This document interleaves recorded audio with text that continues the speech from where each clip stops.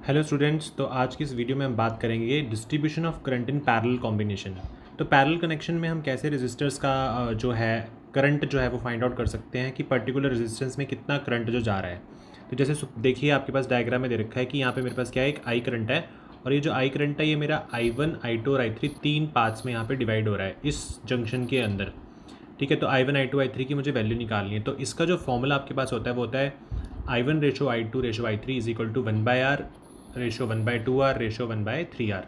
तो सबसे पहले आपको ये फॉर्मूला याद कर लेना है। अब मुझे क्या करना है कि जो ये नीचे वैल्यू दे रखी है R, 2R और 3R, आपको इसका एलसीएम लेना है। तो एलसीएम कितना हो जाएगा इसका 6। तो 6 एलसीएम आ जाएगा। तो फिर आपको क्या करना है कि 6 को हर एक टर्म से मल्टीप्लाई करना है। जैसे 1/R लिखा है तो आप क्या लिखेंगे, 1/R का मतलब यहाँ पे आप 6 ऊपर लिख देंगे एलसीएम में। ठीक है, और जैसे यहाँ पे लिखा है 1/2R तो आप क्या करोगे, रेशो लगा के 6/2 कर दोगे। ठीक है, इसके नीचे 1 था, R का मतलब 1 होगा। ठीक है, और 6/2 यहाँ पे आ जाएगा आपके पास और यहाँ रेशो में आ जाएगा 6/3।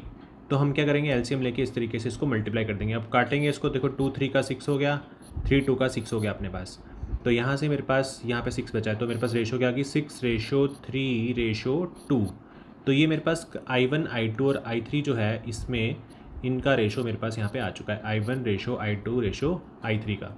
अब मुझे यहाँ से अगर I1 निकालना है तो मैं क्या करूँगा, I1 इज़ इक्वल टू, आप क्या करो, जो 6 है सबसे पहले उसको ऊपर लिखो और नीचे इन तीनों का सम करो। सम कितना होगा, 6 + 3 9, 9 + 2 11, यानी कि 6/11 I।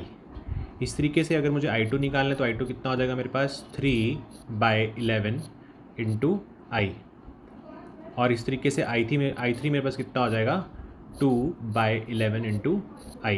तो इसका मतलब जो यहाँ पे करंट I आ रहा है तो उसमें जो I1 हमारे पास आया है वो 6/11 पार्ट था इस I का, और ऐसे I2 मेरे पास कितना है, 3/11 पार्ट है इस करंट I का, और ऐसे ही 2/11 पार्ट मेरा क्या हो जाएगा, I3 हो जाएगा इस करंट I का।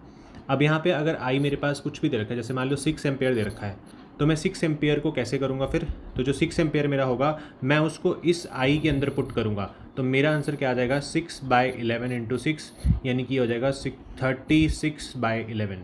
कितना हो जाएगा यहाँ पे, 36/11।